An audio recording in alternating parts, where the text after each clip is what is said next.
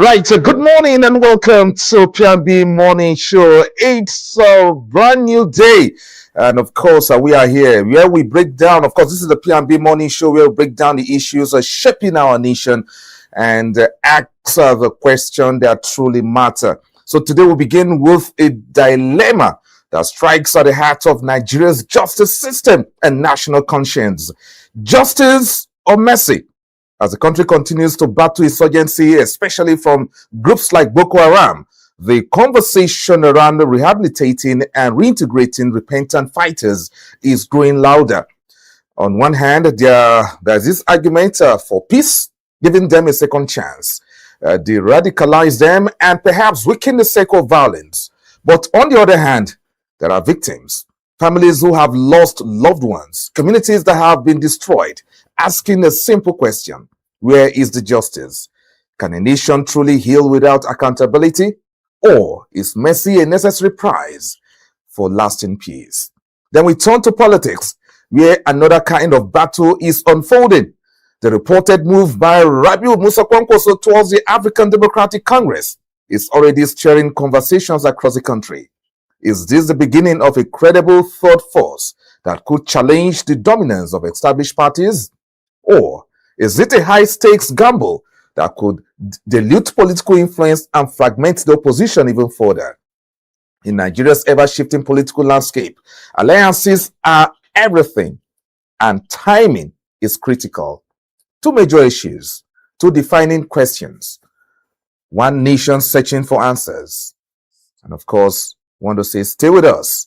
This is a P&B Morning Show. I am Omiki Joseph Matthew. Let's go for a quick break. When we come back, the newspaper review, and of course, the crew will then join me. We'll be back.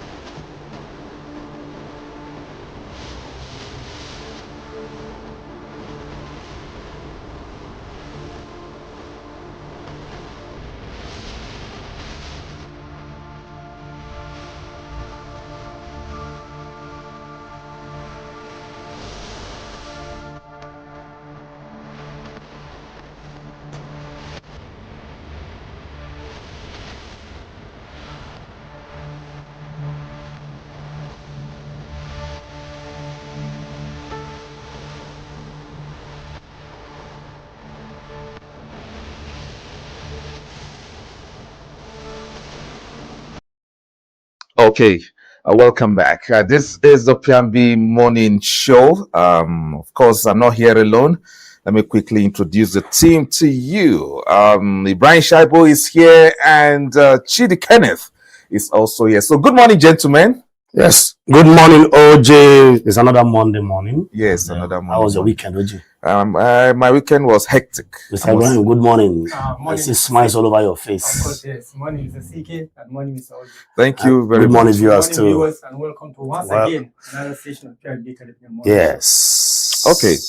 All right, gentlemen, we are here again, and today is the very first working day, and this is the very first edition of P&B Morning Show. So we dive straight to the newspaper review for you. So let's see what the papers have for us this morning. And the first issue on the table is the Nation newspaper. Now, the Nation newspaper, of course, carries this headline: Tinubu, why my celebration is subdued.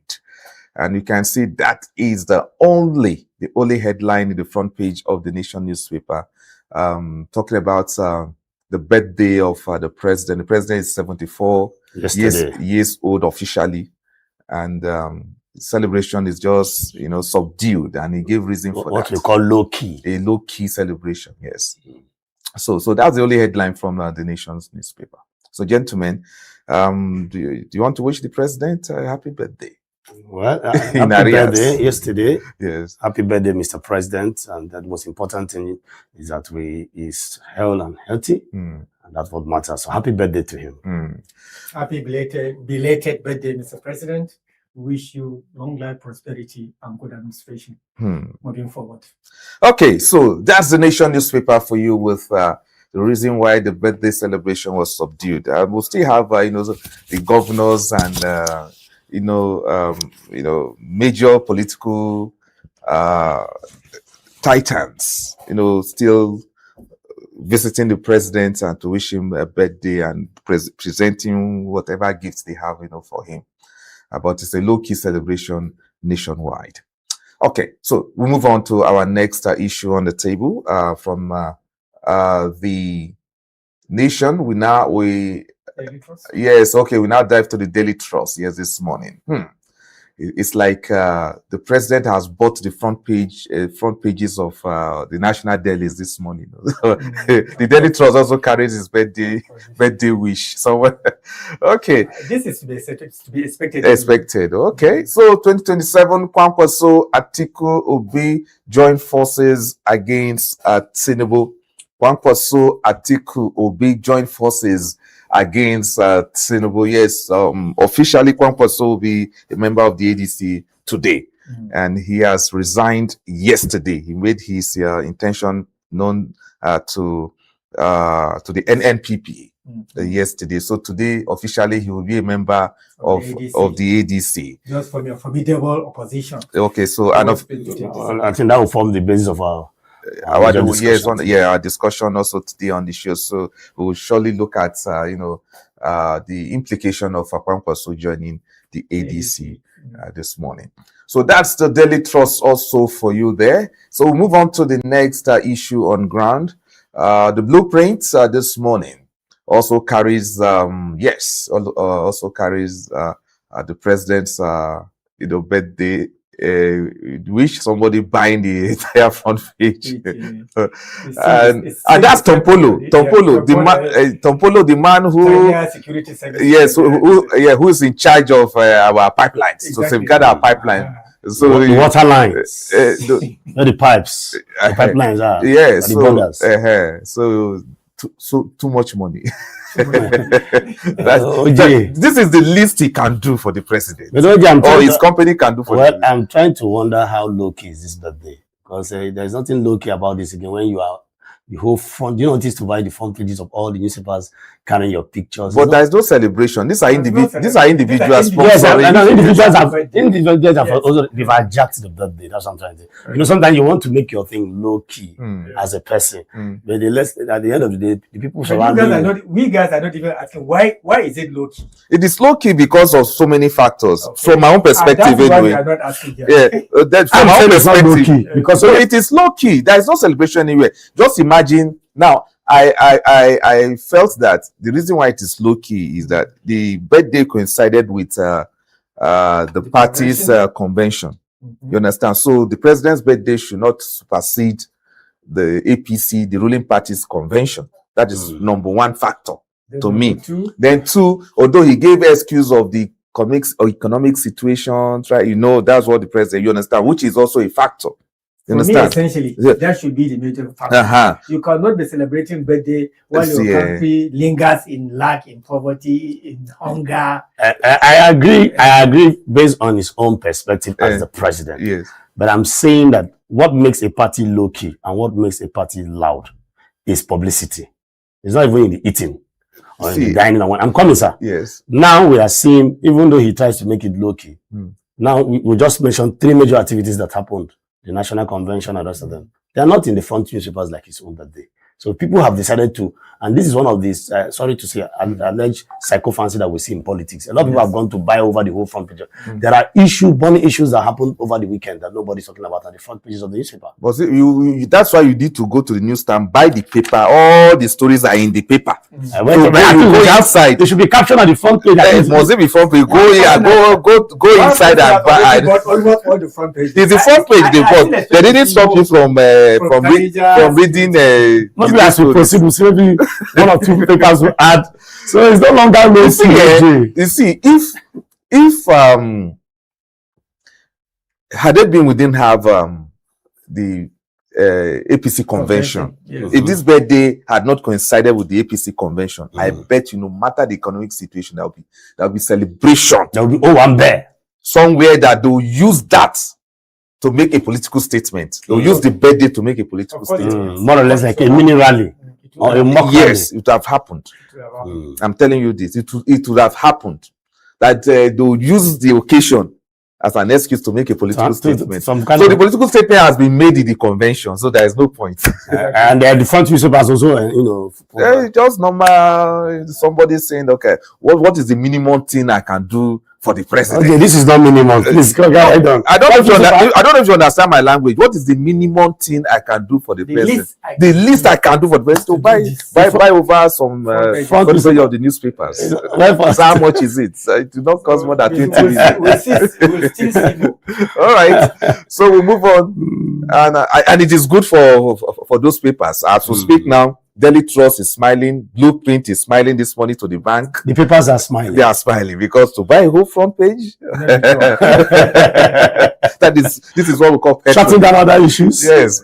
All right. So let's move on. From the Nation. So the Daily Sun. This will tell you that the Daily Sun was not patronized, as it were. So the Daily Sun has all. The Chidi wants this morning. Yeah. All the headlines Chidi wants this morning. All right. So the headline: the APC governors consolidate grip on party machinery.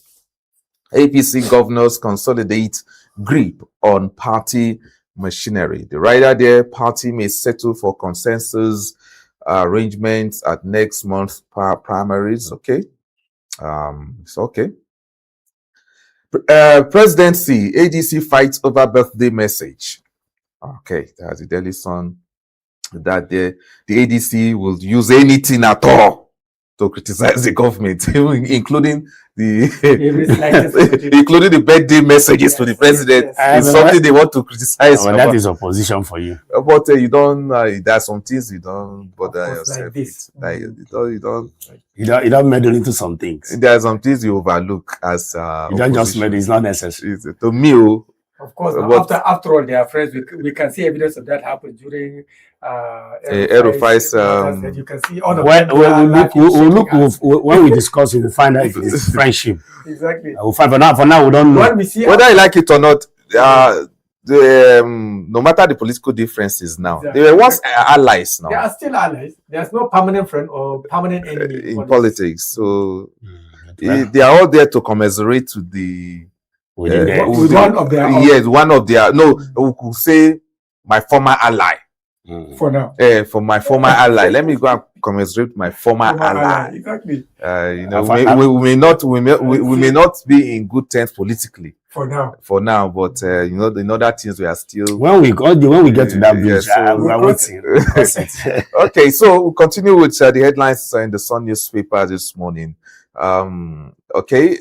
We have this one that says we must resist one-party rule. Benga Hashim saying that. Now, Palm Sunday can task leaders on empathy, economic relief, urges Nigerians not to lose hope. Okay. Don't lose hope. That's what it means. PDP. Abdulrahman Anyanwu orders retain offices as Wiki Bloc holds convention amid legal battles. Abdulrahman Anyanwu orders retain offices as Wiki Bloc holds convention amid legal battles. Okay, so that's the Wiki-led PDP had their convention yesterday at the Moshood Abiola's. So it's confirmed because it's PDP now. That's what it means. Has he not been a PDP member before? Well, it has not been too clear in the eyes of the PDP. PDP, it's very, very clear. What? There is no, the Wiki has never hidden it that is not a PDP member. So I don't know where you are coming from. Where I'm coming from is that you see him, partaking in other issues that concerns the ruling party. Seriously, have you seen even with the flag standing? No, have you seen him in any APC gathering before? We have not seen him, but we've seen him. So that is enough evidence to say he's not part of the party. Officially, he's not part of the party. Officially, yes, he's only serving in the government. Officially, he's still in the PDP. Yes, and then serving in the ruling party. Yes, serving the not serving the ruling party. He means as a minister. He's not serving the party. He's serving the government. He's serving the government. Yes. You understand? He's serving the government. Occupying a sensitive seat too.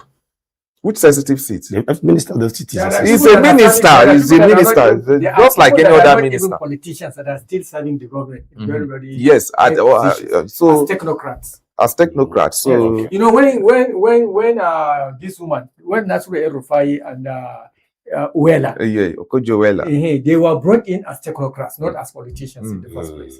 From the beginning of the those ones are not card carrying members. Exactly. We're talking of card carrying members. We understand what anti-party means in the real sense of it. Let's say it the way it is, even though we are trying to be diplomatic about the situation. He's a card carrying member of the PDP. Yes. You understand? At some point, somebody asked him, what flag are you going to put in front of your office? Because as a political office holder in a government, one of the things you see is after seeing the national flag, you see the party flag. And somebody asked him, why is your party flag? He said, does it matter? I can put any flag I like here. And so what I'm trying to say is this, that some Nigerians may say they don't really understand where, apart from until now, they don't really understand where he stands. But now with this convention, it is clear to some Nigerians now. I can tell you that is PDP. Look, those with that narrative are just trying to either play the card of ignorance or trying to play the card of trying to I don't even know which word to even use now in this case. Number one is the card of ignorance politically. Exactly. And you understand. And two, trying to play the card of downplaying the role he's playing. You understand? In the government. That somebody is serving in a particular government. This is not the first time it's happening in Nigeria. This is not the first time it's happening in Nigeria. Yes. Across the states. There's a term they used to call this kind of thing. You can bring in people from the other party, at least one or two, to help you govern the country. All-inclusive. God, the all-inclusive government. Exactly. It happened. Yes, all-inclusive government. Yes. So anybody pacify other parties that you have. Yes. So we all see. Let's not even try to. Try to downplay the whole. We're not downplaying. No, because sorry. Maybe if I'm dominating this discussion now, I just want to make something. It is because of the person of Wiki. The issue is, In order the role. Sorry, please. Yes. You know the role he played. You know the role he played in 2023.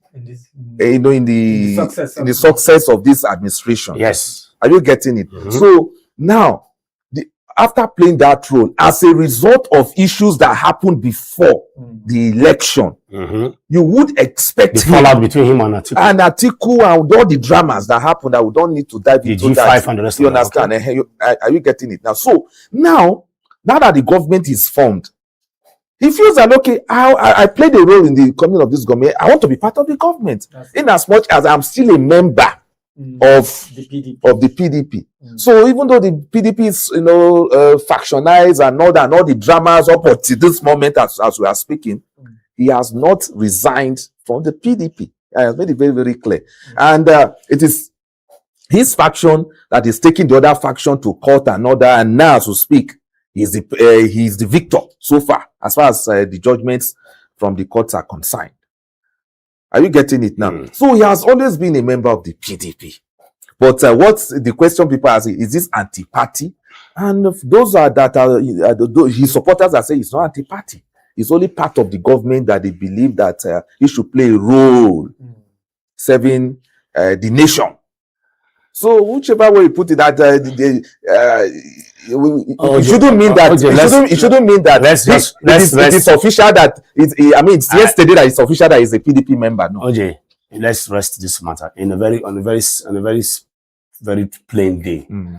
With his own weekend, that is a very strong character, and of course, any other person that does that, it will be adjudged to him to be anti-party. I can assure you that OJ have been following Nigerian politics from 1999. If not that Wike, the president has strong interest over Wike, and Wike played a very huge role, like you said. If it were to be another person, that is what they would have made. Maybe if PDP was to be, they didn't have any crack from Abenisho, it would have been judged to be an anti-party activity, and they would have been suspended. They would have suspended. In fact, the attempt was made to suspend him. I hope you know that, and the thing ended up in a very serious, because he had a grip on the party. Yes, that is why I say Wike is not that he's a powerful person. If it were to be a weak person, by now it would have been suspended. Yes, that suspension would have stood. No, you see, the reason why it was not possible, we all know all this now. After the 2023 election, before the 2015 election, everybody left the party now. You understand? Everybody left. The presidential candidate then, Atiku Abubakar, pulled out. It was quiet. He went to Dubai.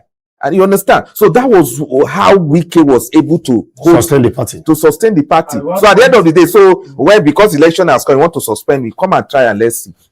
That is the word grip. When you hold something, when you structure, when you hold on to something, and then somebody come from nowhere and say, okay, we are now members of that association. Let's not deal with that. Was his argument, and the argument was valid. You can't do it, because you understand. So the question is, when before this time, where were you guys? It's as simple as that. Where were you guys? So that's why. So you guys left the party. You put all yours. Like a man who left his wife for 10, 20 years. Only for him to come back. And then 20 years of no communication, 20 years of no participation, and then you come back. Of course, the woman must have held strong grip on the children. Yes. Not even the children. Let's assume the woman is, independent and strong. Yes. And so I've seen it. You cannot have a say. You can't have a say in that family. You can't. So that is what is going on.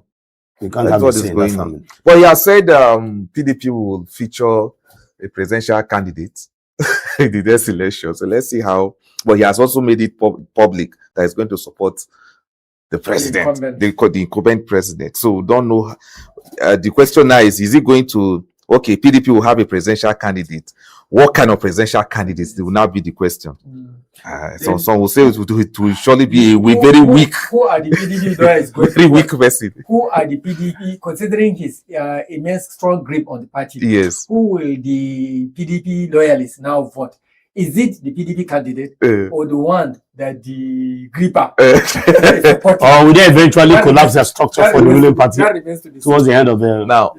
Probably they might say, okay, we thereby collapse all structures of the PDP to support the ruling party. These things happen in politics. You see, we all know the game. We all know the game. Exactly. We all know the game that Wike is playing. This Wike-led faction is playing. Their major interest is the states, not the federal level. It's how they'll get back some states. Federal level, Tinubu will go, but states will slug it out and get some of the states. They will not support the APC across the states. Yes. They will stand solidly behind their gubernatorial candidates, yes, even their reps and their senators. But in the presidency, yes, I foresee a situation whereby the PDP will still go for the incumbent. They will support it. So that is the plan. And that is the problem with the Turaki-led the other faction. Yes, that is just the bone of contention. And that is why they didn't appear yesterday in the convention. That's why they didn't appear yesterday. So the issue of the PDP continues. It still continues. So let's see how it pans out at the end of the day and see how it will go. Okay. So we'll move on to our next issue this morning. Yes, the Punch newspaper. The Punch newspaper. Wike Block installs new NWC in Abuja. So that is official. The 19 members that constitutes the National Working Committee were announced yesterday. And it's all about consensus. It's just an announcement that we had. No election, nothing. Yesterday, just as the APC did on Saturday. So it's consensus affair. It's consensus affairs. Yes. Consensus affairs. And even the ADC has also announced they say it's consensus. That's going to, so nobody wants to do the indirect the indirect. The direct primaries. They don't want direct primaries. So I think the next election, maybe 2031, that maybe they have to do something about it. Honestly. So all the parties are going for the consensus loophole than the direct primary. The suspense that is no suspense. The suspense that accompanies either direct or consensus. Yes. The suspense that accompanies, those days when PDP will hold their convention, you never can tell who is going to be the front there. Yes. You remember the suspense was very high. We all glued to our screens watching. Yeah, who will win? Who's going to win? There's no exact. Nothing. It's the consensus. Even the APC presidential primaries that brought in the current president, there was serious suspense. Yes, that was suspense. Serious suspense. Will Tinubu win? Will he going to win? You will win. You will not win. And people contested against the vice president, sitting vice president, then contested against the president, the current president, and all that. But in this case, so what does that hold for democracy now? So that is the question. How about competition and the rest of them playing field, level playing field now? We're not seeing it again. The issue of the issue of consensus. They want to make it look at there is peace in there is unity there is unity in the party. Everybody is united, and we have agreed that let's Chidi be this. And in most cases, it's not so. But you cannot, because of one issue or the other, you cannot come out and continue to see this play out across other political. Yes. No, ADC has said it.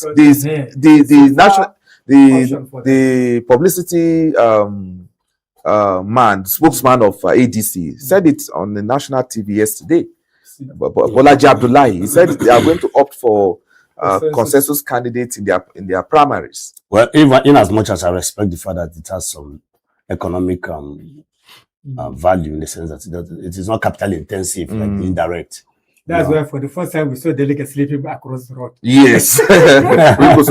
some delegates there. They were not swimming in dollars. Yeah, they're not swimming in dollars or in a huge naira. Exactly. In fact, I was delegates dragging the gates with normal citizens. Yes, dragging the gates to even enter the convention. Yes, I was there. We witnessed it. In fact, at some point, I have to guide.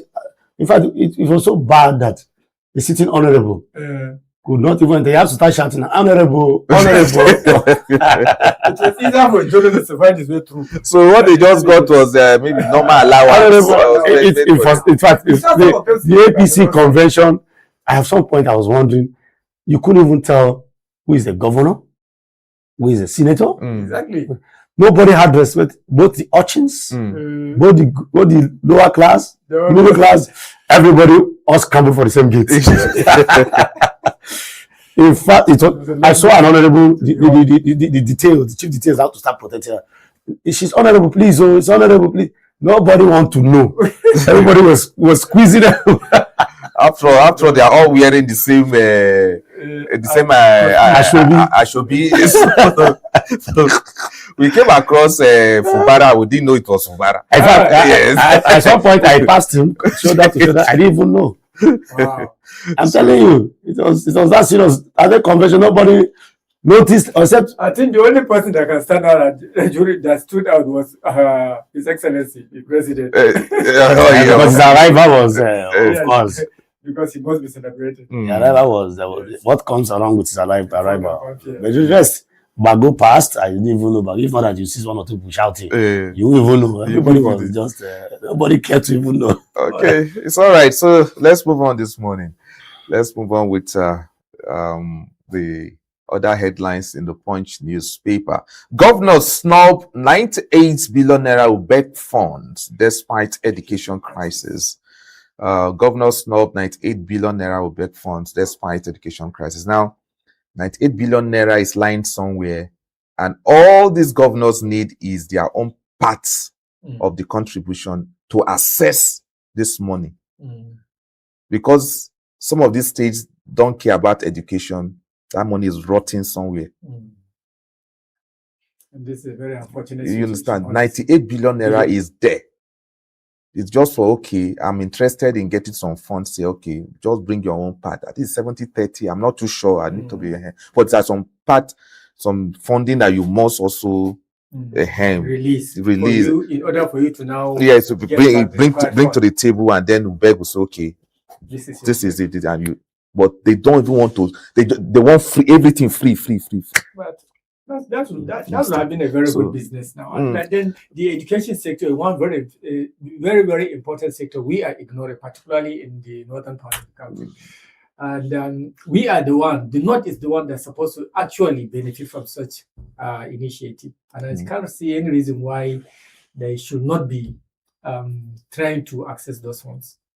Even if it is maybe 40% contribution. It's not even up to 40%. But even if it is, they should have been at least putting effort towards ensuring that they have already gotten those funds. It's just like TED Fund.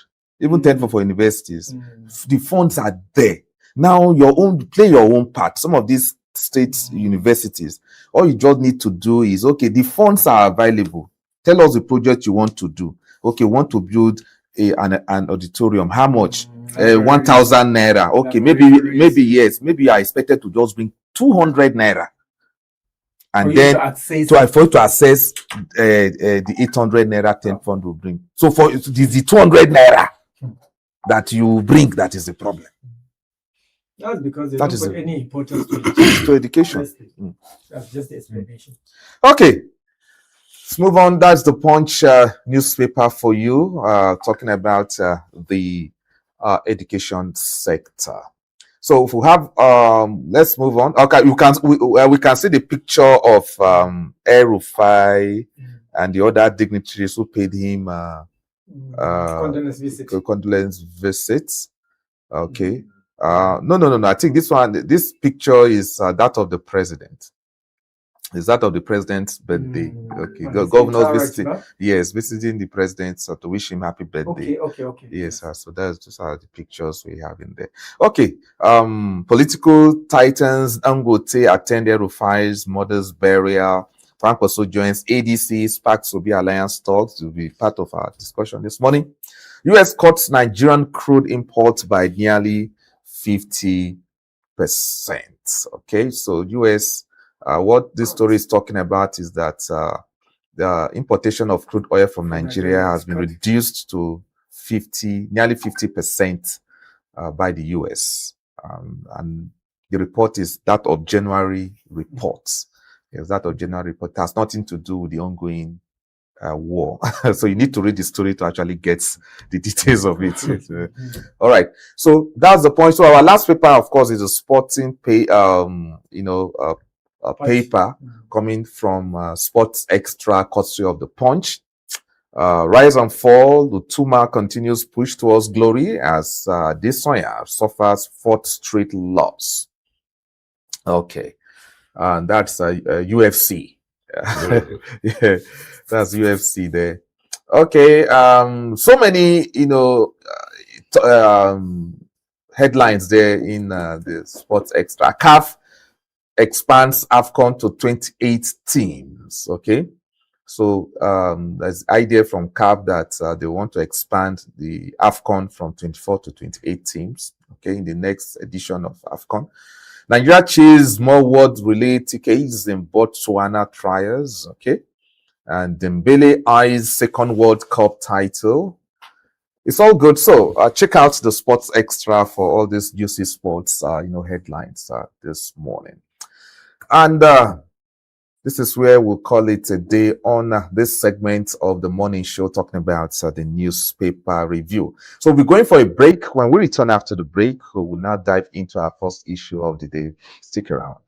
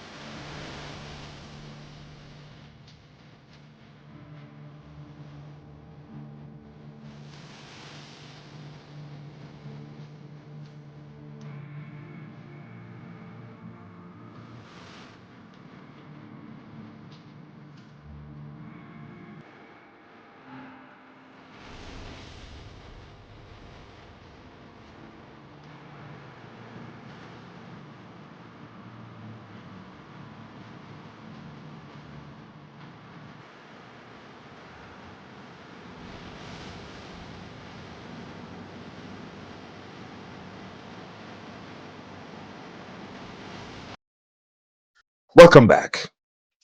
Today we are asking a question that cuts deep into Nigeria's conscience: justice or mercy? How should the nation handle repentant insurgents? As the fight against groups like Boko Haram continues, the government's de-radicalization and reintegration programs have sparked fierce debate.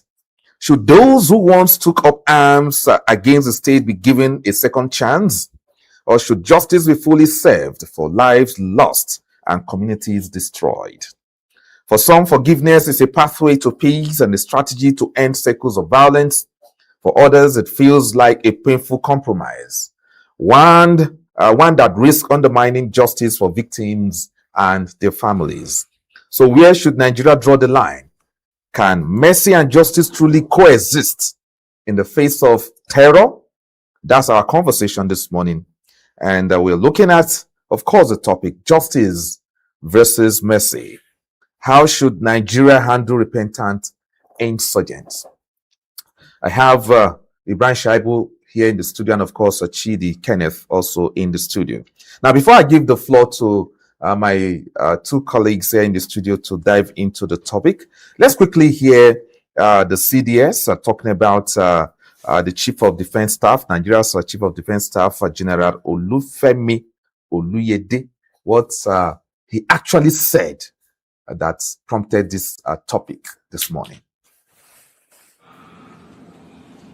Talking about Operation Safe Corridor. So many people have asked that question: why do we need to rehabilitate criminals? They all should be killed because they kill people. Well, that may make sense. But even in the Bible, we heard about the prodigal son. If there was not that window for the man to come back, would they have come back? So the point is that these are Nigerians, mostly. And it's important for us to give them that window to repent if they want to, rather than pushing them to the extreme to say, okay, it's either we kill you or you continue with the adventure. I think it's important for us to make people understand, especially in the National Assembly, because as we speak now, everything about safe corridor is being driven by defense headquarters. And there's no part of the budget that says, okay, you should run Operation Safe Corridor. So, our honorable there, I'm only speaking to you to understand the importance of Safe Corridor, and that at some point we may come calling for your support. Okay, so that's the CDS speaking there, clarifying what the corridor, the military operation Safe Corridor is all about. It's not just eliminating the non-state actors, but also giving them the second chance. So, gentlemen, your take on these issues, on this issue rather? Well, for me, there's no one extreme answer to such a situation, because it requires a careful balance between the two. This is Tapa justice with what? Mercy. Mercy. Like he said, these are Nigerians. What they are doing is an illegal activity. They have taken a lot of lives. They have put a lot of people into psychological tremor. They have displaced people and all that. Ordinarily, by law, they are supposed to be also tried, prosecuted, and even killed, just like they kill others. But then again, we need to look at the other variable as well. Like he said, these are Nigerians. It has been done in Nigeria before, and it has been done in other countries, just like the Truth and Reconciliation that has happened in South Africa and even in Rwanda. But then we need to, in doing that, we need to at least categorize them. There are people that found themselves in this situation not because they willingly went into it. They were either coerced, or they were abducted, or they were radicalized, even as minors. So we need to categorize these people, see how many or who among them should be arrested and then tried, sentenced, or even probably killed or murdered, just like they did. And there are others that may be given the window to bring them back into the rehabilitate them.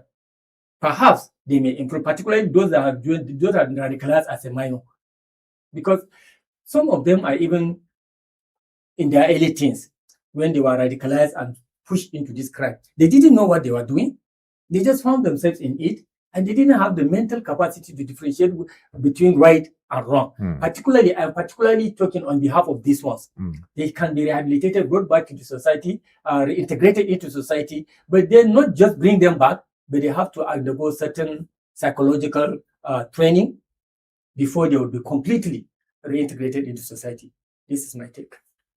Chidi. All right, there's a law that says he who lives by the gun should die by the gun. It's a mafioso law. You live by the gun, you die by the gun. I am of the opinion that, first and foremost, what was the agenda ab initio in the first place? That before you can talk about repentance. I also want to align to an extent to what Alhaji Ibrahim said here, that some of them were co-opted into the system. And as such, we need to categorize them, you know. But you must understand something, that there is a law. The law is the law. What is the law when it comes to issues like the law is clear? Which law? The law of where they call all the land. If you kill, it's murder, because there is no clear agenda till today why Boko Haram is killing people. But we don't have, our laws does not suggest that, does not have capital punishment of death. Well, it is murder, OJ, as it were. If you take a gun and you kill somebody without any clear justification, it's murder. It's murder, OJ. And when I have issues about this, it was, the chief of defense that was using the Bible as a template. And some people don't believe in the Bible. This is a country with mixed religion. And you're quoting the side of the Bible. So the Bible is not a constitution, as it were. Using it, citing the case of the prodigal son. Some people have never read the Bible. They don't know what you're talking about. You're talking to a man who Boko Haram came, raped 4 daughters and killed all of them. And you're telling him that there's a man called the prodigal son in the Bible. He's not going to listen to you. The law is clear.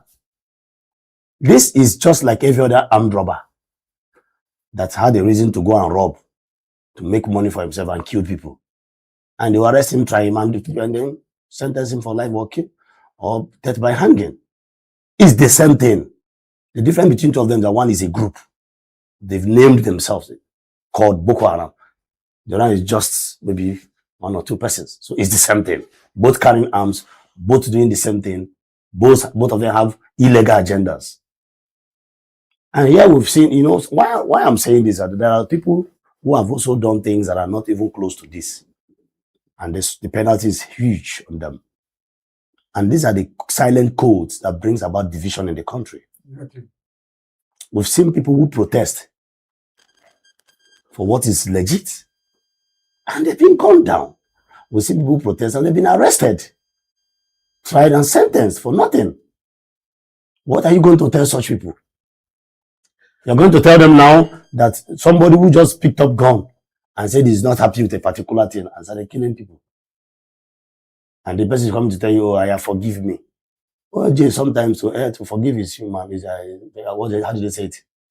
So in order forgive is human, I mean to err is human and forgives divine. Okay, so are you coming from the perspective of the law should take its course? From the perspective of the victims, that okay, we have the victims also. Mm-hmm. You want to forgive or de-radicalize or reintegrate someone who has devastated someone's life or displaced somebody. Not just someone's life, someone who has cost the government a lot. OJ, is a crime against man and a crime against the state. We've lost soldiers, OJ. Mm-hmm. The government have lost resources. Do you know how many helicopters gone down? How many tanks burnt? How many uniforms? How many guns lost? Do you know how much is one AK-47? How many RPGs snatched? And this is now talking about economically. So I am telling you that there are people who have not even done up to that level, and they've been sentenced to death. So you are against? Are you not saying that you are against Yes. The issue of the repentant? I mean, totally. Forgiveness. Totally. So I can understand. Totally, because if you put the crime in all forms and all measures, there is no way they will escape forgiveness. They can't get forgiveness. One, crime against the state. The country has lost personnel. So do you know how many soldiers we've lost? Resources. Two, if you put it in when it comes to the society, the people, citizens, a lot of people have been killed for no reason. OJ, somebody is in his home. Well, do you know how many IDP camps we have today? Somebody is having his peaceful life, livelihood farm. You just come and kill him. He doesn't even know what is going on. He's not even aware for just being a Nigerian. And you catch that kind of person. OJ, sometimes I try to put myself in their shoes. I have 5 daughters. If somebody come and take one of my daughters, and you are telling me to forgive that person, I did not do anything. Then I should forgive the armed robbers that came to rape a girl in the house and kill that girl. Okay, so it's the same thing. Okay. I think I can understand where it's coming from. He's looking at it from the angle of justice. When you look at it, when you speak this way, I think he's looking at the victim's right. He is looking at these people have killed a lot of people. They have displaced many. They have caused people a lot of trauma. So when we do this, it's like we are ignoring accountability. And justice is about accountability. Thank you. And then when you allow this to happen, you will create deeper resentment level from the victims. Why would you forgive somebody that has caused the death of my entire family? Because there are victims that have lost their entire family. Like I know a family of about slaughtering somebody in front. Only 2 of them survived. Borno, due to Boko Haram insurgency. And when we do this, it's like it will create a lot of resentment. Even if those criminals have been reintegrated into society, that particular member of that family will always be looking at that kind of person with a lot of resentment. And he may likely do something to him in the future. And then again, we have to look at that deterrence, the question of deterrence. You put in place certain mechanisms for exactly so that you protect others from charting the same path. But when you forgive such class of people, it's like you are weakening the deterrence mechanism.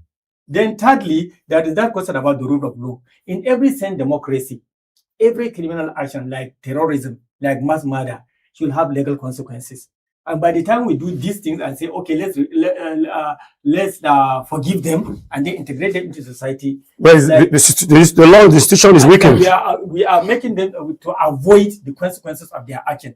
And when people begin to see this, they say, whatever I do, in the end, I may be forgiven. But then again, like I said, in doing this, we have to categorize these people. Like I said, I'm particularly advocating for the lesser, the lower, those who are co-opted into it, lower risk members, like those who are by force radicalized at a very minor age.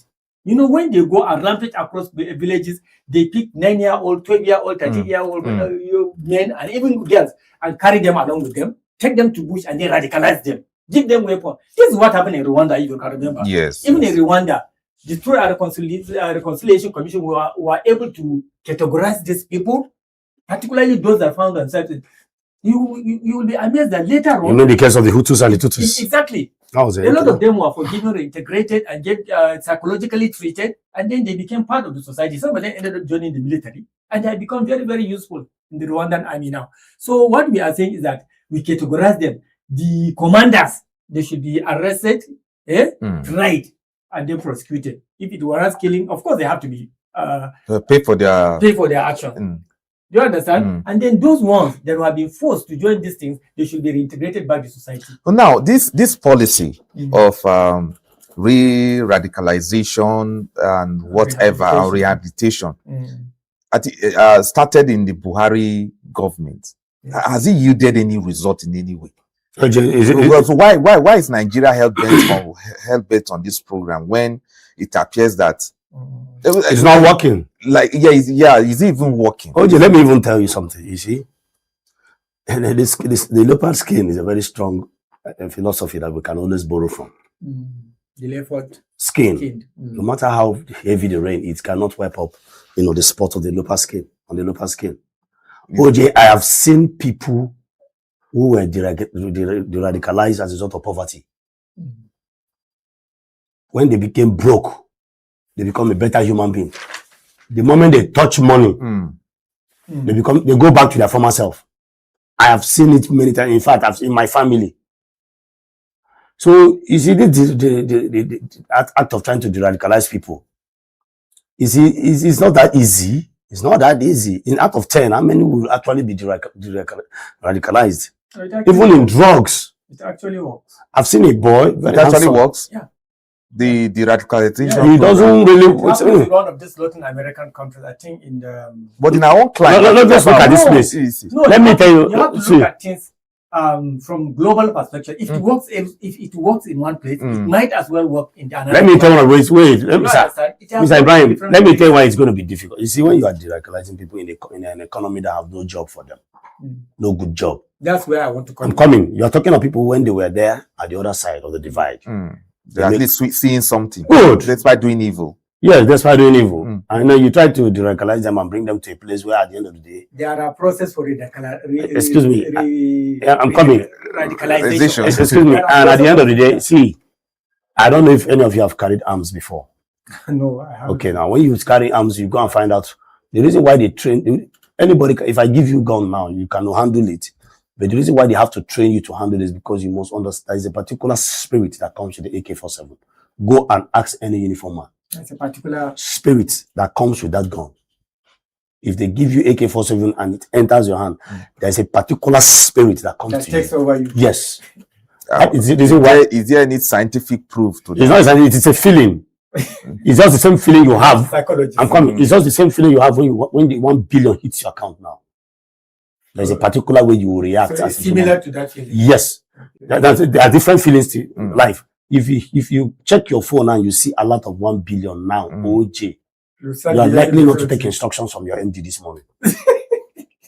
I'm telling you, you'll be overwhelmed with joy. I'm telling you, you are likely not. If you go out, when you go out now and somebody talks to you, there's a way you are going to feel. So these are the feelings that come with different feelings for different things. And that is why people go undergo training. Not because it is there's something special, but there is a feeling that comes, that discipline. They need to kill that feeling to enable you to checkmate that feeling. So you don't shoot people anyhow.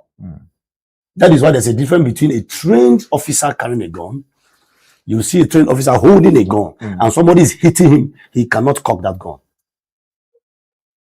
Carry that same gun and give to somebody. Let me give you, it happened to me. I went to control traffic, doing the job of the road safety at the junction. That was the day I made up my mind about I don't envy road safety. There's a training that must be given to you to endure the bad behaviors of drivers. It is not easy, OJ. I went there, of course, and somebody that was not trained. Well, I ended up fighting. Because I could not withstand the insults of drivers. The motorist. I didn't know when yes, and I was not trained. I didn't know when I have to go and start harassing one of the drivers physically. and we resorted to a fight. Excuse me. And when at the end of the day, when the guy was apprehended because he assaulted me badly, the first thing they told me that I'm not a road safety personnel. I was not trained. So there's a particular training that I need to undergo that will enable me absorb endurance. Exactly, Do you understand? That's the same training that is given to a personnel that carries arms. You see him holding a gun, but he can't shoot. Because if they give you that gun now, OJ, somebody just provoke you. You don't know when you will cock and just fire. So now somebody that has gone through, somebody that held gun without proper training of endurance, and you still direct and bring him to society, if you provoke him, he's likely to go back into the house, pick up arms, and kill somebody, because he did not go through the normal training before he handled that arms. These are the silent codes that you don't understand about trying to deradicalize somebody that did not go through the depot of the training of suppressing your emotions. Okay, so Ibrahim, you have some. When we make use of the word de-radicalization, it means that person has already been indoctrinated, has already been radicalized through certain process. And beliefs. So when we say let's de-radicalize them, we mean also following another counter process, try to de-radicalize them. The first thing that's involved here is psychological support. Exactly, sir. Do you understand that? Exactly. We bring them back, sit down with them, show them that what they did was wrong. But we understood why they did it. Particularly because, remember, always at the back of my mind, I am always referring to those the ones that have been forced into it. That have been coerced into it. Yes. The ones that have been incorporated into this act when they were very young, from between the ages of 10 to 14. And maybe under influence of whatever, drugs and whatever. Part of, even the drugs. Some of them have never seen a drug. But it is all the process of the radicalization. So we need an expert in psychological training, either the psychiatric, the profession that involved with this. After that, then there are skills training. You train them in basic skills.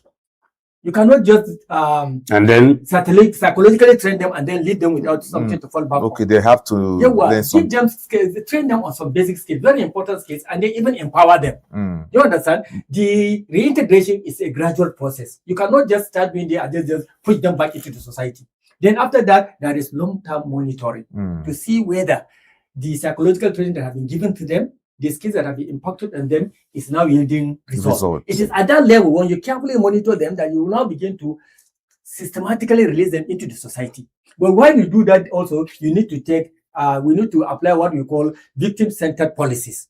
The victims that have been exposed into trauma, whose relatives have been killed, there are certain processes you take also to take care of them in such a way that when you release those, the radicalized into the society, they will not be resented. They have been also, they might have been prepared. Please allow him. I'm coming. There's something. Okay, allow him, please. Let him finish. Under these victim-centered policies, we may like compensation and support for the victims.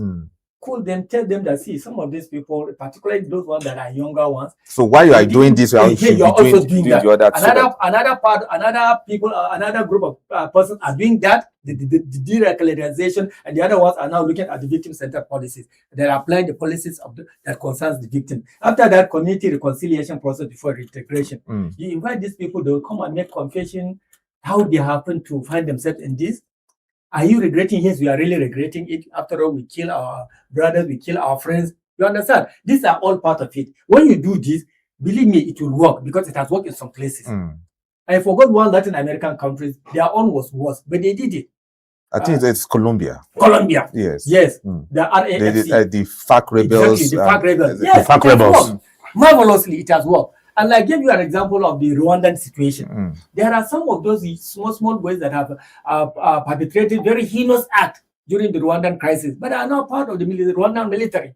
So if it can work elsewhere, we need all we needed to do is to localize it to suit our own local situation. But Mr. Ibrahim, you keep mentioning Rwanda. Rwanda was a war. It was not a sectional battle. We are just concerned about violence involved. I'm coming. Rwanda was a war between the Hutus and the Tutsis. It was a war. When it comes to war, war is war. We're talking about a group rising over the country, trying to, cause mayhem, trying to destabilize the polity. Now, there's one aspect you did not add, which I will keep hammering. One of the root cause of these things is poverty too. You know, when you try to, I like the fact that you outline the processes, which I don't know if we follow here. I don't know how detailed our own process here is. Probably you are using this global standard. I don't know if that global standard is what is being practiced here. You can see the stages you outlined. The most important stage you did not outline is job. When these people, the skills covers that now. They'll be trained, yes, and then be supported and empower them. Yes, I'm coming. Yes, I'm coming. It will interest you that even to know that in the military, when the soldier comes back from a war, like the Ecomog War, I think I have a friend then that went there.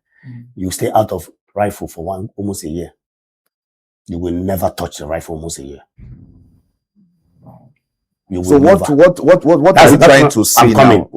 Yes, to counter what he has said. What I'm trying to say is this. Yes. The de-radicalization is not just enough to take off arms from them.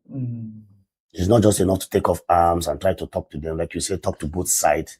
You know, like the CDS also mentioned by using the prodigal son and the rest of them. It sounds very sweet. It sounds very professional, but in terms of practicing it in real life, let me use myself as a case study. You cannot talk to me over somebody that killed my daughter. I will not listen. Look, the party. Hold on. See, I'm landing. In the issue of after training them, giving them skills. Yes, I'm going to tell the story what a general told us. After giving them a retired general, after giving them the skills, and they find themselves in the society and they cannot meet up. Some of them will be tempted to go back. Not all. I'm talking about relapse. I'm trying to tell you that the dangers of radicalization is that you cannot de-radicalize 20 people and get the 20 of them properly de-radicalized. And no, but the question now is, if now using your own preamble here now, if you de-radicalize 20 and 15 were able to, you understand, we are able not to return back to their old lives, is the program not successful? It is. You understand? It's the percentage we are talking about here. Okay, so now you asked a question. Yeah, hold on. Wait, yeah. There's a question I asked earlier. No, hold on. Is it working? Is it working? And I'm telling you, that's 5. Some of them are the saboteurs that we have. Excuse me. Hold on. Yes. That leads to the killings of the soldiers we are talking about. So the point now is this. Now you have the radicalized, let's say 20 people, 20 former insurgents, and 15 have truly reintegrated and all, you understand, and 5 now went back to their the state has been achieved. Yeah, aim has been achieved, and you declare those 5 as enemy of the state. See, it has happened in Nigeria before, although the situation is a little bit different. The Niger Delta, what do you call it? Militant.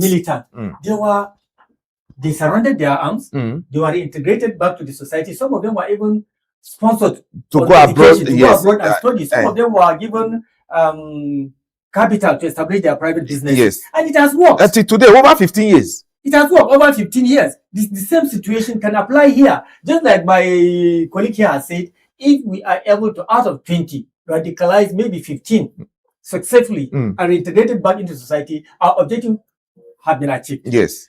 The question I want to ask about the Niger Delta. You ask whether did they go about displacing communities, killing people?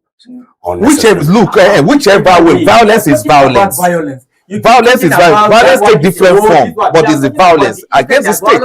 Yes. The effect that violence has on communities, both the victims and the perpetrators. As a coordinator of this, I don't understand your position. I'm trying to tell. No, I'm trying to say, OJ, excuse me, OJ. That was why I said you mentioned Hutus and Tutsi. I told it was a national war. That is a different thing. Now you mentioned the Niger Delta, whatever, and I told you that these are people who faced government facilities to make a statement.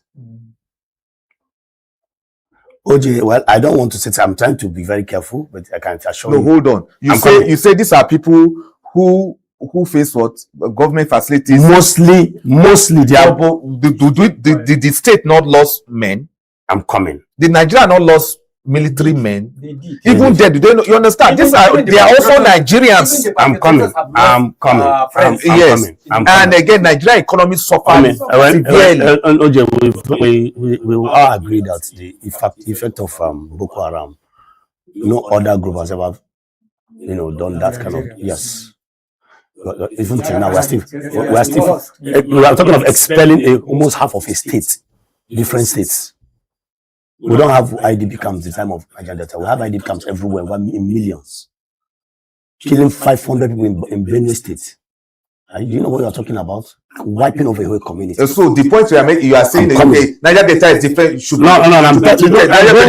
Don't take words from my man. Let me tell you, OJ. Yes. OJ, if you kill 2 people now, let me just come out openly.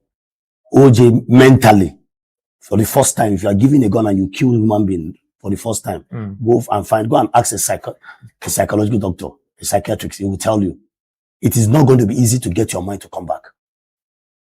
So what you are now saying I'm saying is that I want to get your point very, very now clear. The Niger Delta you're talking about, one cannot be de-radicalized. Not that the one cannot be de-radicalized. I'm also telling you that in as much as we're trying to do it, there's a place of the law too.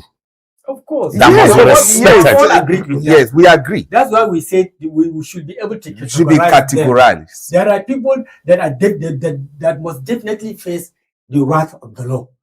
The commanders, and even those who voluntarily decided to join those factions.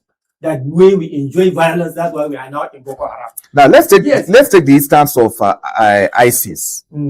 ISIS in Iraq. Up to today, those who voluntarily joined ISIS, the Brits, the Australians, and the French nationals, and all that, who joined, especially their women, who followed their husband, or who voluntarily joined and got married, and till today, the countries, like especially in Australia, the Australian citizens who went to join ISIS in Iraq and gave birth to children, the Australian government has said they are no longer citizens. They are no longer, even the French, they are no longer citizens. They have been categorized now. Yes, now they've lost their citizenship. They are neither citizens of their natural countries, and they are not citizens of Iraq, where they perpetrated the heinous crime. Yes, so now they are camped somewhere. Even this current crisis in the Middle East is an issue that Iraq is raising. That with this crisis now, those ISIS prisoners, the families, they are camped. They are in a camp. They refuse them reintegrating into the society. And once the children get to a certain stage of, let's say 12 or so, the government will now take those children away from the camp and just take them away. So even their mothers, you nurse a child up to the age of 12, and you won't see your child again. So these are the punishments they are facing because it's ISIL. I understand your position because of the heinous crime ISIL perpetrated between 2014 to Boko Haram. It's the same. It's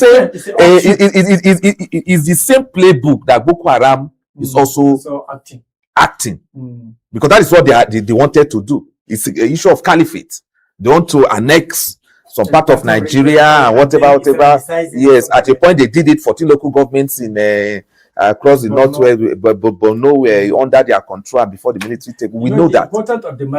The importance of showing mercy is to end cycles of violence and reduce future threats. Yes, that is now the issue now. So this is where the debate is. That's why the issue of mercy came into play. So are you now saying that, Kenneth? Are you now saying that okay, we should not show mercy to them? So how do we now end this violence? Okay. Let me go.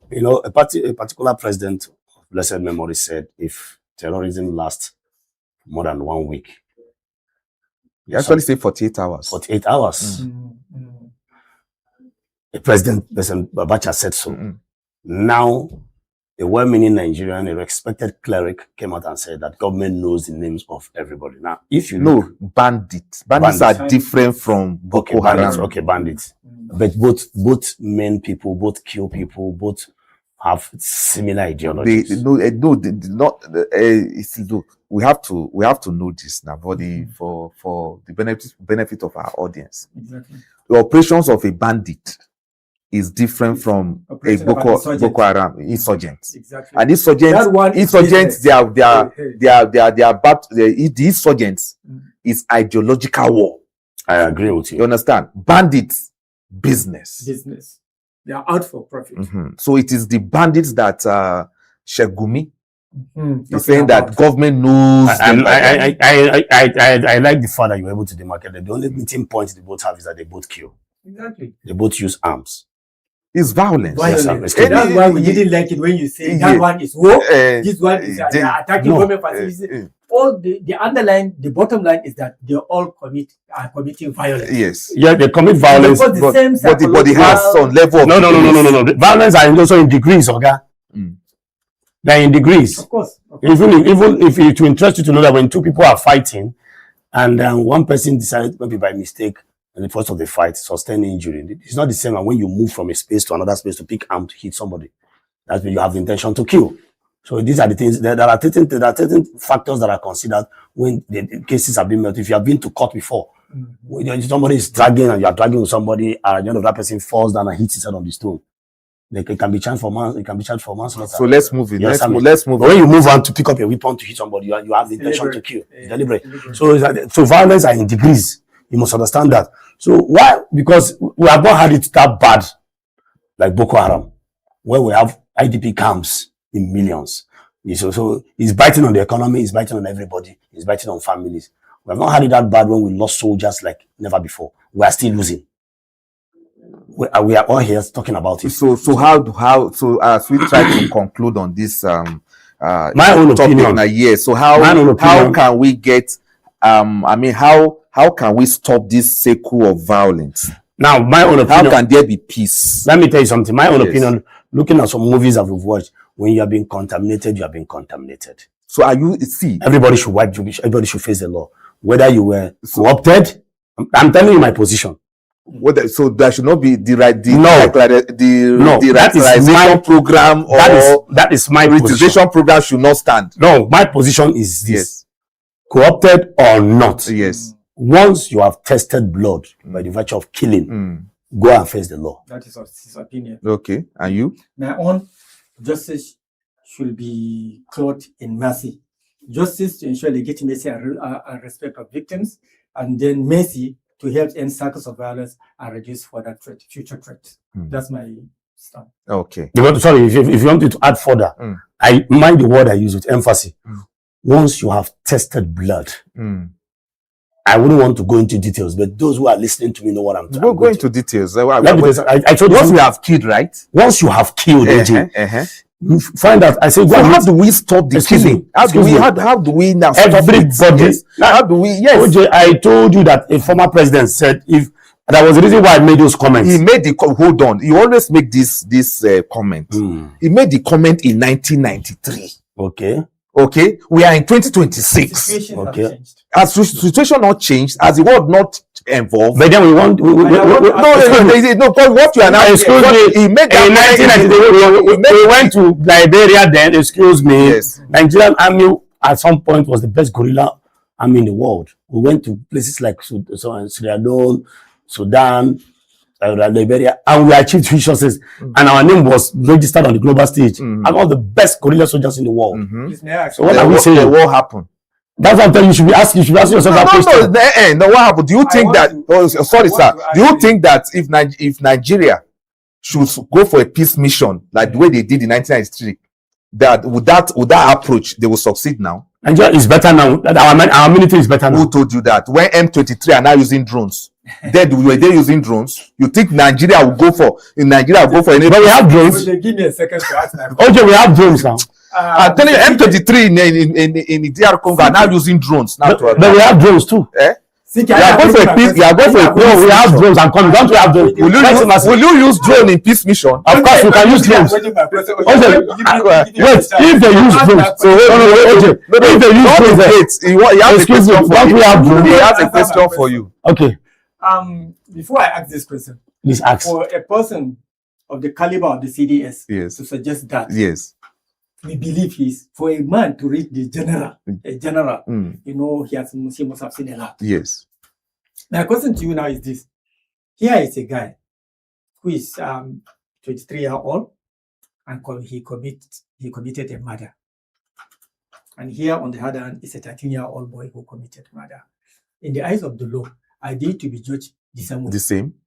In the eyes of the law. Yes. Yes, there are laws covering the minor now. The same sentence, the same prosecution. Yes, the same sentence, but they have to give you some windows to get to a particular age before you can serve fully. But there are laws covering all sides of murder now. It is this window that has been Which law? Nigerian law? Of course, OJ. No. You want the law, prove it. OJ, if you commit murder at age 13, you go and commit murder. No, you are going to be sentenced. This at age 13, if you commit murder. Prove it now. Prove yes. Which section of the You law might be says kept that? in a different arrangement. Juvenile, that is juvenile jail. It's not the same punishment. Let's agree. So I'm trying to find out your position. It's your position we should find out. You are saying law. Which law? Bring the law. Did he quote the law? No, excuse me, did the CDS quote the law?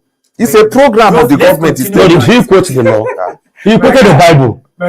He gave his stance of the Bible. His stance, not law. My question is this. Yes.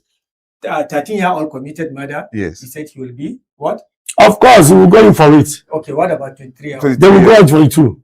The law is when you commit murder and if you commit it deliberately as a grown man, a matured man at 23, you will also be what? You will be murdered. Let me take it back to let me take it back to you, sir. Let me take it back to you. Let me take it. I hope you know there's in a country have the penal code and the criminal code. Both zones don't practice the same. Exactly. I hope you know that. I do. The penal code covers from the northern hemisphere, while with the criminal code from the southern hemisphere. So there are certain things that are permissible here that are not permissible there. Excuse me, sir. You know that. But all this does not supersede the idea in the law when you want to but no, that supersede the Nigerian constitution. Is there? No, does this when you come to interpret the law? No, when you want to interpret the law, tell me tell you something. Does this supersede the Nigerian constitution? Let me give you an example. Some set of people can go on moving on the street with cutlass. It is also seen as part of their costume, dress code. If some set of people can move on the street with cutlass, you are carrying light weapon. Cutlass. Yes. Which law now? I'm talking about penal and criminal code now. There are certain things. I'm telling you, there are certain imbalances. Is there any place where this? Yes, that's what I'm telling you. Where what? Yes, where this happens. Okay, let me give you an example. And I've seen cattle railers carrying. I've seen boys on cattle railers carrying cutlasses. Yes. Openly. Even in Igbo land, if you go to you carry den gun. Don't you carry den gun? No, if a den gun man is going, it's the same thing as the Fulani man holding a cutlass. No. If a den gun man is going, a hunter is going to his job or a palm tapper in the forest. Yes, you will see him going to the forest with the den gun to go and hunt. I'm talking in a developed city like this. You see a man holding cutlass, moving freely. Moving freely. Yes. And who is that? A header. A header. Yes. Do you know why they are moving with that? With that? Because ultimately they may from the city. It's just a passageway. They are it's going to the bush or so. There's nothing right. There's nothing right in the cattle. A header passing through the city. It's not his route. There's nothing correct about you are trying to deviate. I'm not trying to deviate. You are deviating your example. No. You're on TV, please. I don't. Yeah, I'm telling you. I don't know I don't know your own position on this matter too. The position are you with Ibrahim or with me? Yeah. It's the host. Pardon? Position is that. Are you saying that they should be pardoned? I'm asking you a thing. No, you are not from your body language and your explanation. No, he's not moderating. That's why he asked. No, he's not moderating. No, he's not moderating. At this juncture, he's taking a position, and the position is in alignment with you. And I said my position is this: that no. That everybody that have killed and tested blood should go for it. And that's why he gave you an instance. And I said yes. It's the same sentence. Should they say the same sentence for a 33-year-old and a 13-year-old? Yes. And you ask want to quote law. I said which law? I said yes. I said yes. And it's not practicable. How? It's not practicable. Even in Nigeria law, it's not practicable. So if you say a 13-year-old kill somebody that's not going for it, it's not practicable. It's not the same. Yes. 13-year-old is a minor. It's a simple as that. Even where is the 13 years a minor? He's 13 years old a minor. In the whole world. Is it? Yes. Is he an adult? Is he an adult? No. Anywhere in the world, is he an adult? So if you are 13 years and you kill somebody, excuse me, if you are 13 years and you pick up a gun and you kill somebody, what happens to the 13 years old? Exactly. Look, I'm telling you, I'm told, but what happens to the 13 years old? The 13 years old will not still be judged. the punishment is different. Yes, what will happen different? The court will decide, but it's not the same. Adult is different from the punishment for you will not be incarcerated, you will not be kept in a different. You will not be. You will go to prison, but at least not in an adult prison. What I know is this. So what am I saying? I said both of them will be incarcerated, both of them will be sentenced, but different facilities. I said it here. But not same judgment. Not the same judgment. No, it's murder. It's murder. The name of the crime is the same. Yes. Thank you very much. The name of the crime is the same. The name of the crime is not even the same. Something. No, it's not. It's the same, OJ. It's not the same. If a 13 years should kill, we call. Look, let me tell you. There's something we call. Have you heard of the word homicide? Of course, I know. Homicide, yes. You understand? So let's not even go into law. Somebody from the common man's perspective killed someone, but in the court of law, at the end of the day, to be termed as homicide. Exactly. That's what I'm telling you, OJ. Hold on. Now, you will be kept in this. You will not be treated as murder. Yes. It's simple. Yes. So it's 13 years that kill somebody with a gun. We are just trying to let you know the law you are trying to quote. Will not be treated as murder. Everybody, yes. Crime that you felt that somebody killed someone. And by the time the case goes to court and whatever, the court sees what you think is murder. So, OJ, now we are getting to a homicide. What is your position on this topic now? My position on this topic now is that the de-radicalization program and the reintegration program is very important. And like he said, should be categorized. Okay. But you are saying that no. Okay. You understand? And you are also asking, is it working? Yes. So what is happening? It's working, but to a large extent, because we've had instances recently where I'm sure the people are listening to you, and you will tell them how it is working now. Because the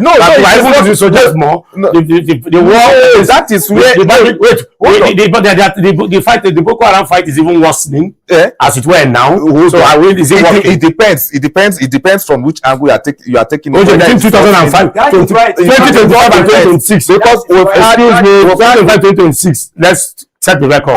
Currently, we have instances where insurgents who were radicalized and reintegrated have joined the army, that issues were raised. Exactly. Yes, that is the Nigerian army. So whether they are the ones or the saboteurs or whatever, that is a discussion for another day. You understand? They've joined the army, and it could be that they are the ones also helping the army, because we don't have that fact yet. No, we have the fact. As far as the army is concerned, they said because they have been on the field before, they started giving the army intel on how these or the people operate, or how they operate. And you asked, is it working? The statistics should tell the story. Yeah, I wouldn't want to. Let me not speak. For the government, let the statistics speak. But for the government to insist on the program, for the CDS to insist that on the program, they feel it's working. In general, they feel. Yes. Now I'm asking you, is it working, OJ, as a journalist? And your percentage, you have been seen on front of the news, reading the news from 25 January till date, March 30th or so. My main concern is how do we end this cycle of violence? Is it by you kill, we kill you till when? It will continue. So how do we solve it? Forever. Kinetic and non, we have applied kinetic energy, non-kinetic approach, kinetic approach. We all know that kinetic and non-kinetic should work hand in hand. How do we do it? That is what you are saying is kinetic. That is what the position you are taking is kinetic. Yes. Well, why I said kinetic in the sense that I just feel that we have the capacity to do that. As a country, we can do that. Are using drones. We only have drones for monitoring elections. No, that you are talking about deficiency now. Okay, now the lack of political will now. Now that's what you are going to now. No. When you say this, Mr. Brian, where you are simply saying that we can do it, but there is no political will to really do it. Now that's a separate issue now, OJ. You cannot see the world. But I don't want to believe we don't have the capacity to tackle this insurgency and end it. We have what it takes to end it. Except you are telling me there is no political will, just like you have just mentioned now. That when we are using drones are being kept for monitoring elections, the drones are not available to to fight insurgency. Also, let's say it the way it is. Okay, so Nigeria is the giant of Africa. Military gentlemen, we have to go on this now. We had it some few weeks ago. We have to go on this now. I don't want anybody to come and tell me that we cannot tackle this issue. Gentlemen, I think we have handled this topic as moderators and as guests and as everything. You understand? So let the debate continue. Let the discussion continue. We'll continue. So we have to look for a quick break now. We'll look at other issues. We'll be right back.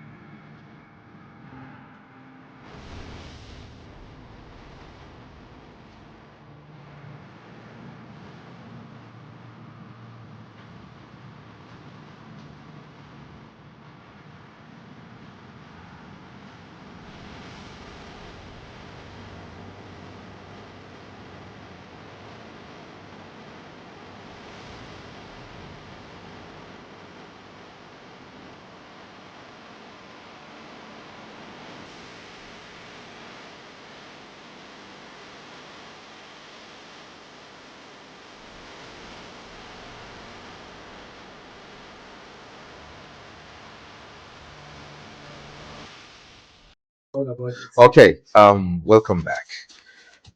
Nigeria's political landscape may be on the verge of a major shakeup. The reported move by Rabi Musa Kwankwaso to align with the African Democratic Congress is already sparking intense debate across the country. Is this a calculated strategy to build a formidable third force ahead of future elections, or a risky gamble that could weaken his political influence? Known for his strong grassroots appeal and loyal following, Kwankwaso's next move could redefine opposition politics and possibly alter the balance of power. So, is this the beginning of a new political movement, or just another chapter in Nigeria's ever-evolving alliance game? So, we're looking at Kwankwaso's big move. Today, it will be official that he will be joining the African Democratic Congress. That's the ADC. So, gentlemen, Kwankwaso to ADC from NNPP. What is going on? Is the whole 2027 election taking shape now? Gradually, are we going to have a formidable opposition finally, or what is going on? It is. First of all, happy birthday to the president one more time. And they decided to make it low key. That was yesterday. And that same yesterday was when Kwankwaso resigned and made his intention clear. It's interesting that the president has also allegedly done everything possible to draw Kwankwaso to himself too. And Kwankwaso, at some point, everybody was wondering, where is he going to pitch his tent finally? You know, there have been so many moves, allegedly. But now he came out on the day of the president's birthday to make his intention known. Kwankwaso, as it is, we all know the Kwankwasia movement is a force, one of the most formidable politically deciding states in Nigeria, which is Kano. In the elections, when votes are being counted and announced, every Nigerian is waiting for Kano votes. Every Nigerian. Let's not deceive ourselves. We see it, including me. Because Kano votes, we know what it is. We're talking of a state that even the three of them last election shared the votes and it still entered into millions. Millions, exactly. They from 1999 to today, they've sustained that vote million, consistently. So at some point, it was close to 2 million in the days of Buhari. Yes. So Kano is huge. So if you are leading from other states that skeletal 500,000, 400,000 votes, and Kano can wipe out 5 states from the southwest and southeast. One vote, Kano vote, can wipe off the entire vote from the southeast. If they decide to channel their vote towards one place. So what am I trying to say? Kwankwaso joining the ADC is a huge move. And apart from the 9 senators that have joined, now we're talking about the northeast, northwest now. And you know, we have Kwankwaso, then we've got his neighbor there, Tamboa. That means Katsina, Zamfara, Sokoto, Kano, they are part of Kaduna, Aerofire, one line. Check the trajectory of votes in that area. But the states are APC states. It doesn't matter. You see, this issue of APC state governors having APC governors, those things does not translate to vote. OJ Uzodinma, my governor of my state, cannot tell anybody from Imo State who to vote. So Ludo at the national level cannot tell an Albanians where to vote. Rufai could not deliver Kaduna State. Thank you. So these are happening. So things happen like that. You see, we should know that when it comes, in fact, the way this election is going to take place, there are some states that the people will follow a particular candidate at the state level. And one accord party will now win governorship election. And then it comes to national, all of them will swing again to one person. So you will see when it comes to local government, another party will now win. That's to tell you the movement and the direction of the mind of voters. Okay, so Mala Ibrahim, your own take on so it's a big move. So what is really driving Kwankwaso towards the ADC? Yeah, obviously, right now, we can say I don't see this as a political gamble. After all, politics is a gamble. Okay. Even the position taken by the current the incumbent administration of fielding in Muslim ticket was a very big gamble, but it paid at the end of the day. So every political move in itself is a gamble. So, but what I see, this particular Kwankwaso's move is more of a game changer, because this is now an opposition that has 3 or even more than 3, but the principal ones are 3 key political actors in Nigeria. One, though a local champion, but it's a local champion, what the Gen Zs will call with STs. And composure. And composure. Kano is a very, very strategic state whose vote every presidential aspirant wishes to have, because of the number of votes that is expected to yield in running into millions. At one time, it was almost 2 million that was Muhammadu Buhari. to Muhammadu Buhari. So by virtue of this, Kwankwaso is really a power to reckon with politically, particularly towards 2027 calculations. That is why at a point, even the president tried to lure him into the party, because we have instances of him the president inviting him twice, I think, to the Road for discussions. Maybe that discussion do not deal probably because of certain disagreements. Then we have another personality with the appeal for Nigerian youth across regions, Peter Obi. Peter Obi also is a movement, particularly one that attracts the youth. Just yesterday, I was reading a paper where El-Rufai's son is saying that if Peter Obi will be fielded as a candidate, he will vote for him. So this is another force to reckon with. It is that's Erufai's son saying that. Erufai's son said that, I think in today's paper, in one of today's paper or yesterday's paper, he said, if Peter Obi will be fielded as candidate in the ADC, I will vote for him. So then we have one of the greatest political stalwart in this country, Atiku Abubakar, also in the opposition. So the combination of these three, then coupled with other actors like Tambuwal and Erufai, the Erufais, the Amechis, the Aregbesolas, you understand? The David Mark. This is what I see is now a power in opposition that is strong enough to contest with the incumbent in the forthcoming 2027 election. Who wins will depend on the political permutation and arithmetic they put in place. That is my take. So, okay, let me also add to what Mr. Ibrahim said. Yeah, like I said earlier, you know, it's just, you see, when you look at that north west line, Kaduna down, if you've monitored the elections very well, on a very good day, of course, you see Kaduna, the huge votes comes out from there.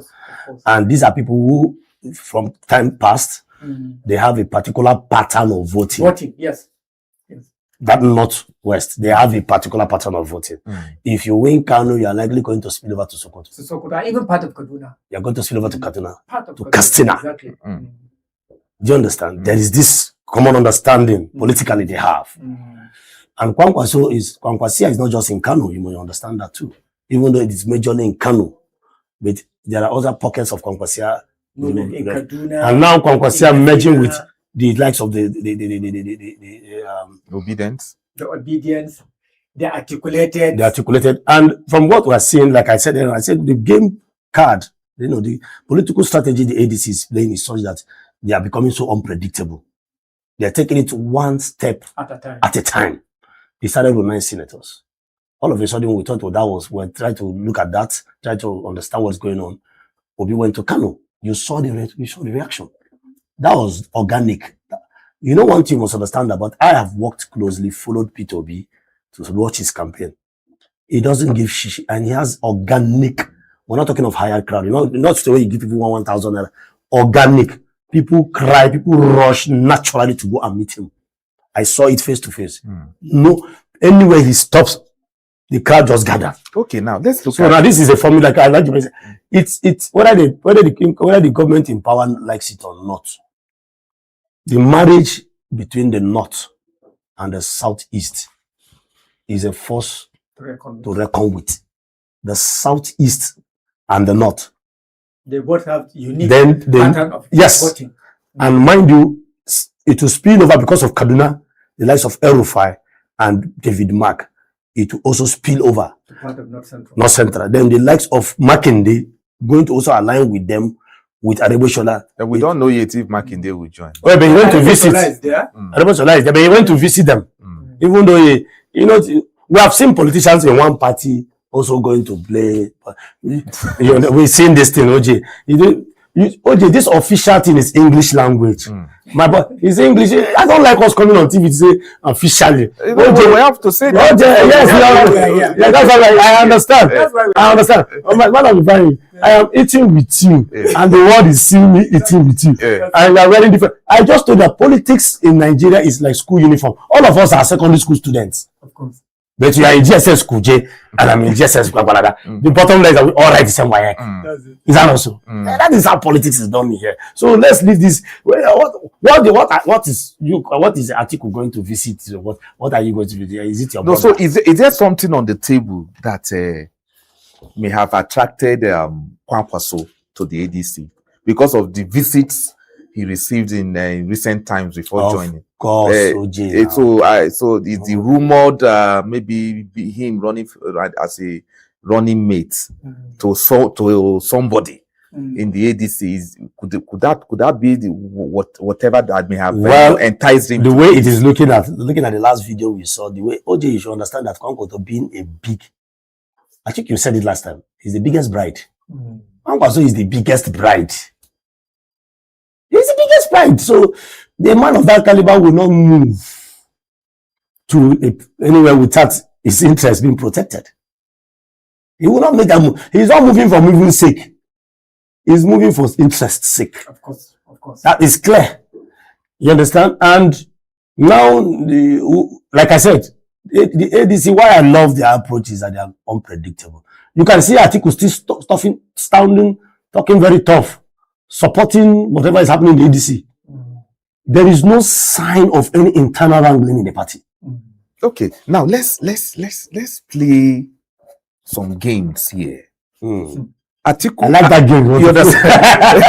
Atiku Abubakar is someone everybody is looking, towards. So everybody is saying that this is if it comes to the pocket, he can get all the delegates. He can, you understand? But now that Kwankwaso is there, and we have agreed that something must be there for him to achieve while joining the ADC. They move to the ADC, which is of course the running mate stuff now. So I don't think we are going to have a Muslim ticket also with the ADC. And Atiku Abubakar, and then yes. So I'm going somewhere. I know the calculation. I know I'm going somewhere. The calculus you are putting. If that is not what is going to happen, are we now going to see an OB emerging and then Kwankwaso? Most likely. Is that what? So would that not cause a rift? No. You see, thinking about Muslim ticket, whether it is going to happen in the ADC or not, is not even the question. Because in the first place, the Muslim ticket was actually preached on the pulpit. You understand? And then we saw that this thing has not worked for Nigerians.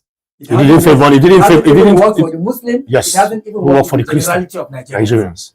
So the opposition is very, very clever and clear about these things. So they will not want to make the same mistake. You understand? And then thinking of whether the final ticket will be Obi Kwankwaso or any other way, this remains to be seen. But I know that the ultimate intention now is to bring succor to Nigerians. To make sure that power is taken away. That's the number one intention. Power is taken away from the hands of the APC for now. So but something has to be done. Yes, something has to be done for that to happen. I don't know what age is. There's a particular ingredient I'm looking for in this pot of soup. There's particular word. He's interested in one of us bringing it up.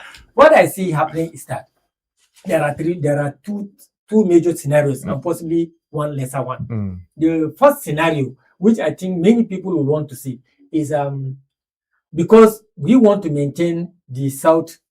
The presidency should still be retained in the South. In the South, because we don't want to distort the gentleman agreement. I always stress on that point. Yes. So the number one option will be for Obi Kwankwaso, while Atiku remains the godfather, the stalwart behind. So that if he's healthy enough to go for 2013, but by 2031, you can imagine that he might be even older than the incumbent president.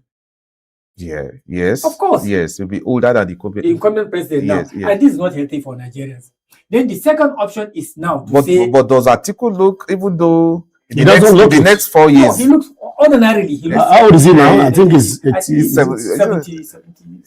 I know he's close to 80 now. Yes, 70 something. So by 2031, you'll be 80. He will be probably older than what Tinubu, the official age that we are using for Tinubu is. By 2032, Atiku will be more than that. Yes. So then the second option is to fill Atiku and probably Peter Obi. That's the second scenario. Atiku Obi. The first the scenario is Obi Kwankwaso. But Peter Obi, Atiku Obi is not the popular choice as far as obedience. That is why I say there are at least three options. So mind you, one that is favored by most Nigerians is Peter Obi Kwankwaso ticket. If they can play that ticket. Okay, let me say this clear. As one who is in tune with the grassroots right now.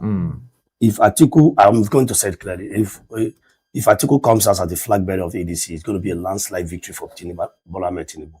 Unquestionable victory. There are analysts that are pointing. I'm telling it clear now. I'm going to, if Atiku comes out and clinches the ticket of the ADC, that is a gunner for ADC. But supporters of Atiku will not really agree with you. Well, it's not about supporters. I am not a political party member of any party.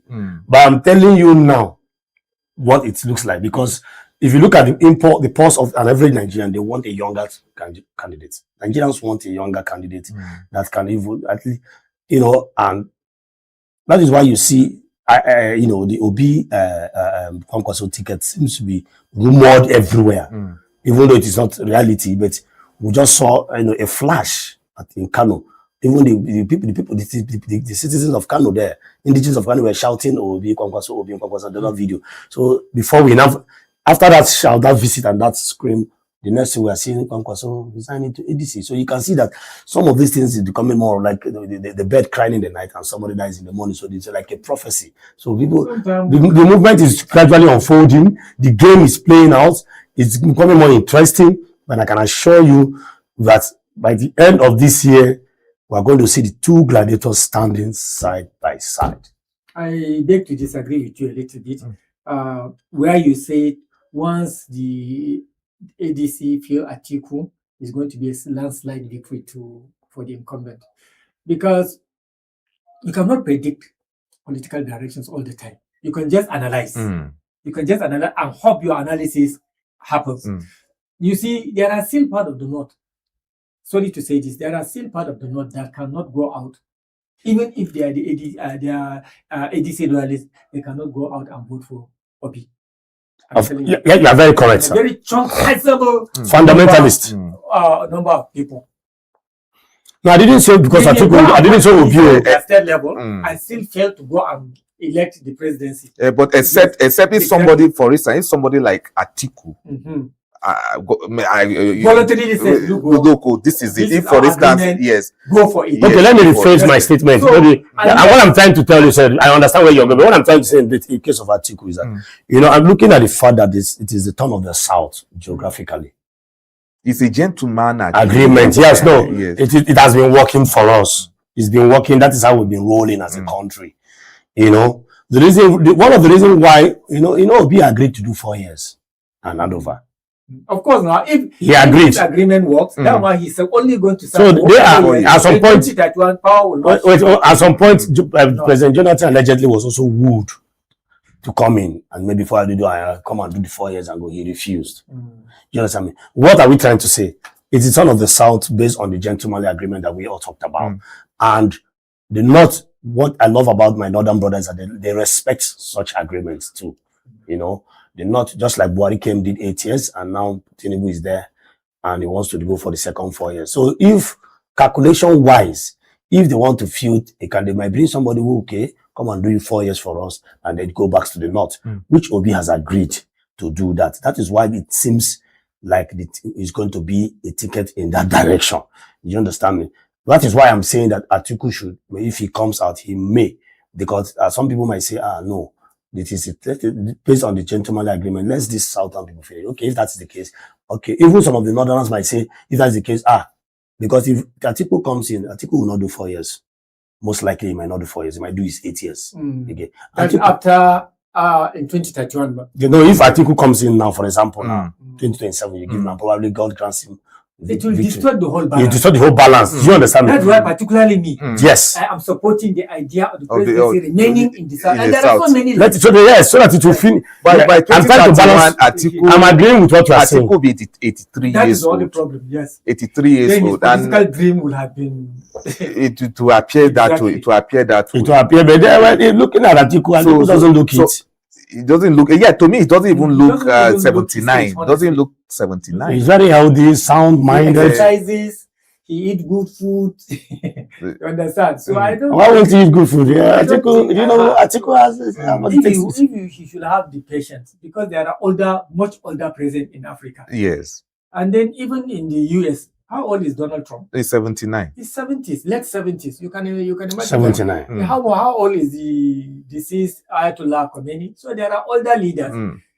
But it's just that we in Nigeria, we are now trying to say, okay, now let's give chance to the younger generation. But even Obi himself is not actually a young person. He's in the 60s. He's heading towards 70s. Yeah, he's 70s. No, so he's just relatively younger as compared to the mid-60s.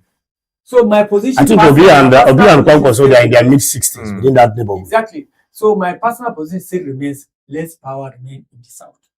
And then the miscalculation that ADC can do just like my friend, my colleague here said, is to feel somebody that is from the north. All right. And then the mistake that the APC as a political party would do also is to drop Shetima as the running mate. So that discussion continues some other time. We're not talking about that now. All right, thank you. Looking for chances at least. All right, thank you, gentlemen. Thank you, gentlemen. We have to go now. Time is not our friend, and it's been a fantastic, morning show right here on Politics and Business Television this Monday morning. Kenneth, thank you very much for coming. Thank you, OJ. Even though today you were so hard of me. Thank you very much for coming. Always happy to be here. All right, so we'll be back again tomorrow, God willing, to bring you, more talking points right here on P&B Money Show. I'm Mike Joseph Matthew. Bye bye, and see you soon.